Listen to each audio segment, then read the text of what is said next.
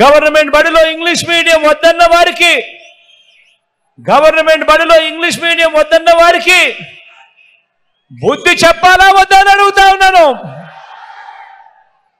పేదల ఇళ్ల స్థలాలు ఇస్తుంటే, పేదలకు ఇళ్ల స్థలాలు ఇస్తా ఉంటే కులాల మధ్య సమతుల్యం దెబ్బతింటుందని ఏకంగా కోర్టులకు వెళ్ళి కేసులు వేసిన పార్టీలకు సమాధి కట్టండి అని చెప్పి సందర్భంగా తెలియజేస్తా ఉన్నాను.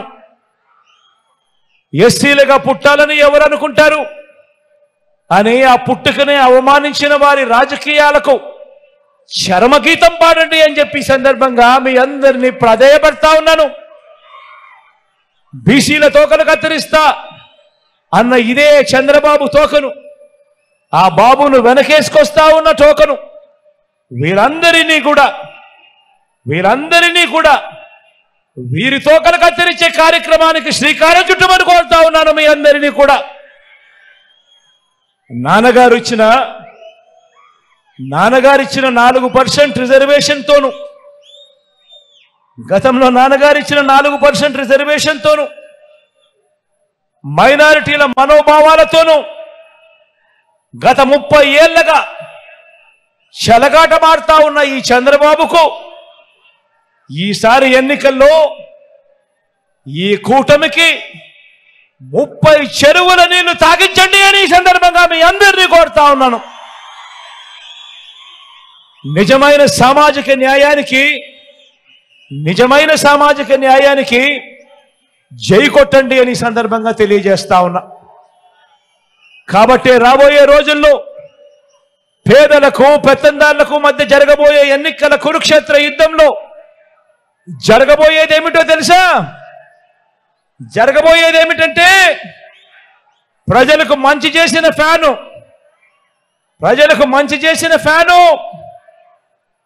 మీ ఇంట్లోనే ఉంటుంది, అధికారంలోనే ఉంటుంది.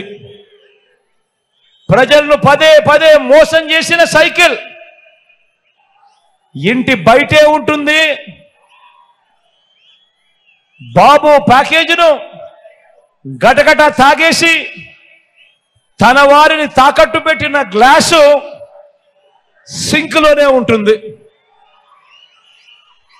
ఫ్యాన్ ఇంట్లోనే ఉంటుంది, సైకిల్ ఇంటి బయటే ఉంటుంది, తాగేసిన టీ గ్లాస్ సింక్లోనే ఉంటుంది.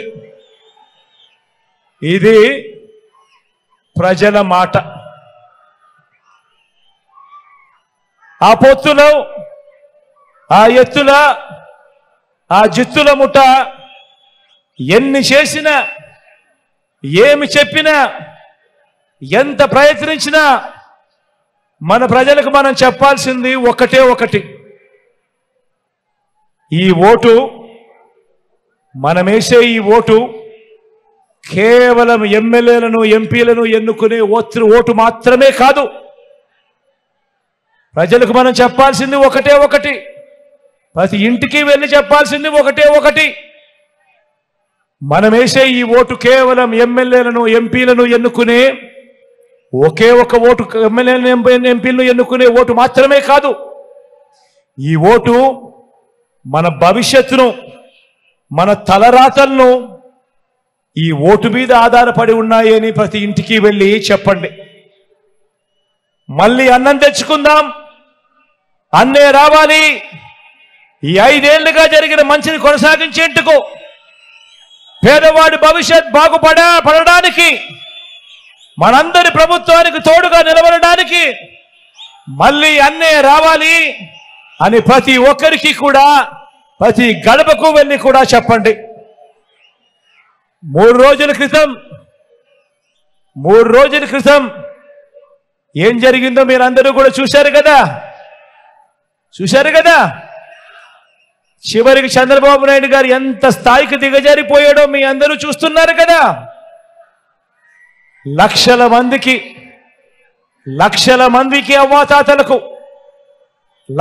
మందికి అవ్వాతాతలకు, వికలాంగులకు, వితంతు అక్క చెల్లెమ్మలకు, ఇంకా తమను తాము పోషించుకోలేని అభాగ్యులకు ఈ పెన్షన్ రూపాయి అందితే తప్ప జీవితాలు కూడా గడవని వారికి నెల 1వ తారీఖున ఇంటికే వచ్చి సూర్యోదయానికంటే మునిపే చిక్కటి చిరునవ్వులతో పెన్షన్ ఇంటికే వచ్చి చేతికే ఇచ్చిపోతా ఉన్న వాలంటీర్లను ఏప్రిల్ 1వ తారీఖు నుంచి పెన్షన్ ఇవ్వటానికి వీలు లేదని ఎన్నికల కమిషన్ తన మనుషుల చేత, చంద్రబాబు నాయుడు గారు తన మనుషుల చేత ఫిర్యాదు చేసి ఆదేశాలు ఇప్పించాడు.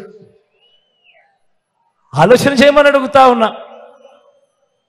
పేదలంటే ఈ చంద్రబాబు నాయుడు గారికి ఎంత వ్యతిరేక భావాలు ఉన్నాయో ఒక్కసారి ఆలోచన చేయమని అడుగుతా ఉన్నా. తన మనిషి చంద్రబాబు నాయుడు మనిషి, నిమ్మగడ్డ రమేష్ అనే చంద్రబాబు నాయుడు గారు అన్న మనిషి, ఈ చంద్రబాబు నాయుడు గారు మనిషి ఈ నిమ్మగడ్డ రమేష్ చేత తానే ఫిర్యాదు చేయించి, అది ఎవరి మీద చేయించాడో తెలుసా? జగన్ మీద కాదు. జగన్ నేరుగా కొట్టలేడు కాబట్టి ఎవరికి నష్టం జరుగుతుందని కూడా ఆలోచన చేయాల. 66 లక్షల మంది పేదలకు నష్టం కలిగిస్తా ఉన్నా కూడా కనీసం ఇంకిత జ్ఞానం కూడా లేదు. పేదవాడికి నష్టం జరుగుతూ ఉంది, అవ్వలకు నష్టం జరుగుతూ ఉంది. నడవలేని వయసులో ఉన్న ఆ అవ్వలకు చేతనైతే ఇంటికెళ్ళి తోడుగా ఉండి ఇప్పించే కార్యక్రమంలో శభాషం చెప్పాల్సింది పోయి ఆ వాలంటీర్ వ్యవస్థని ఏకంగా రద్దు చేసే కార్యక్రమానికి శ్రీకారం చుడతా ఉన్నాడు అని అంటే ఇలాంటి మనిషిని ఏమనాలి అని ఒక్కసారి ఆలోచన చేయమని అడుగుతా ఉన్నా. ఇలానే గతంలో పేదలు వెళ్ళే గవర్నమెంట్ బడులలో ఇంగ్లీష్ మీడియంను కూడా ఇలానే వ్యతిరేకించాడు ఈ పెద్ద మనిషి చంద్రబాబు నాయుడు గారు. పేద పిల్లలకు మీ జగనన్న ట్యాబులు ఇస్తా ఉంటే కూడా ఇదే మాదిరిగానే చంద్రబాబు నాయుడు గారు వ్యతిరేకించాడు గతంలో. పేదలకు మీ బిడ్డ ఇళ్ల స్థలాలు ఇస్తా ఉంటే కూడా ఇదే మాదిరిగానే కోర్టుల్లో కేసు వేయించి ఇదే మాదిరిగానే వ్యతిరేకించాడు గతంలో. ఇప్పుడు చివరికి అవ్వా తాతలకు అందించే పెన్షన్ను కూడా ఇంటింటికి రాకుండా ఇవాళ అడ్డు తగులుతా ఉన్నాడు ఈ పెద్ద మనిషి చంద్రబాబు నాయుడు గారు. ఇదంతా కూడా పెత్తందారి భావజాలం కాదా అని నేను ఒక్కసారి అడుగుతా ఉన్నాను మీ అందరితో కూడా. ఇలాంటి పెత్తందారులను, ఇలాంటి పేదల వ్యతిరేకులను, ఇలాంటి వారికి ఏ ఒక్కరైనా కూడా పొరపాటున ఓటు వేస్తే దాని అర్థం ఏమిటో తెలుసా? తమ పెన్షన్లు, తమకు అందే స్కీములు ఇంటింటికి వచ్చి ఇచ్చిపోయే వాలంటీర్ వ్యవస్థను సైతం, స్కీములను సైతం, ఇంటింటికి వచ్చి ఇచ్చే స్కీములను సైతం, పెన్షన్లు సైతం, వాలంటీర్లు సైతం అన్నింటినీ కూడా రద్దు చేసేందుకు మనమే చంద్రబాబు నాయుడు గారికి గ్రీన్ సిగ్నల్ ఇస్తూ చంద్రబాబు నాయుడు గారికి ఓటు వేసినట్టే అన్నది ప్రతి ఒక్కరూ కూడా ఆలోచన చేయమని చెప్పి మీలో ఉన్న ప్రతి ఒక్కరూ ప్రతి ఇంటికి వెళ్ళి కూడా చెప్పండి అని చెప్పి కూడా ఈ సందర్భంగా తెలియజేస్తా ఉన్నా. మీ అందరికీ కూడా ఒకటే చెప్తా ఉన్నా, పేదలకు అందాల్సిన ప్రతి ఒక్క రూపాయి బాబు ఆపినా ఏది ఆగకూడదు అంటే మీ పెన్షన్ మీకు హక్కుగా నేరుగా మీ ఇంటికి రావాలి అని అంటే గత 5 ఏళ్ళ మాదిరిగా అదే పెన్షన్ సొమ్ము మీరు పొందాలి అని అంటే బాబు లాంటి సైంధవులను ఎప్పటికీ కూడా అడ్డుపడే పరిస్థితి, అవకాశం ఇవ్వకూడదు. అది జరగాలి అని అంటే మరో 40 రోజుల్లో 2 బటన్లు ప్రతి పేదవాడు నొక్కాలి. 2 బటన్లు ప్రతి పేదవాడు నొక్కాలి. ఆ పేదవాళ్ళ కోసం, నా అక్క చెల్లెమ్మల కుటుంబాల కోసం మీ బిడ్డ 130 సార్లు బటన్లు నొక్కాడు. ఆ పేదవాళ్ళందరూ ఏకమై, ఆ అక్క చెల్లెమ్మలందరూ ఏకమై వాళ్ళు కేవలం 2 బటన్లు నొక్కాలి. ఫ్యాన్ మీద నొక్కాలి. ఫ్యాన్ మీద నొక్కితేనే ఈ వదల బొమ్మాలి ఇక మన రక్తం పీల్చడానికి ముందుకు రాని పరిస్థితి ఉంటుంది. అందుకే నేను మళ్ళీ చెప్తా ఉన్నా, మనం వేసే ఈ ఓటు కేవలం ఎమ్మెల్యేలను ఎంపీలను ఎన్నుకునే ఓటు మాత్రమే కాదు. ఈ ఓటు వల్ల మీ భవిష్యత్, ఈ ఓటు వల్ల మీ పిల్లల భవిష్యత్, ఈ ఓటు వల్ల మీ ఇంట్లో మీ ఆడపడుచుల భవిష్యత్, ఈ ఓటు వల్ల మీ ఇంట్లో ఉన్న మీ అవ్వ తాతల భవిష్యత్ అంతా కూడా ఈ ఓటు మీద ఆధారపడి ఉంది అన్నది ప్రతి ఒక్కరూ గమనించవలసిందిగా కోరుతా ఉన్నా. జగనన్నను మళ్ళీ తెచ్చుకుందాం. అన్న మళ్ళీ భారీ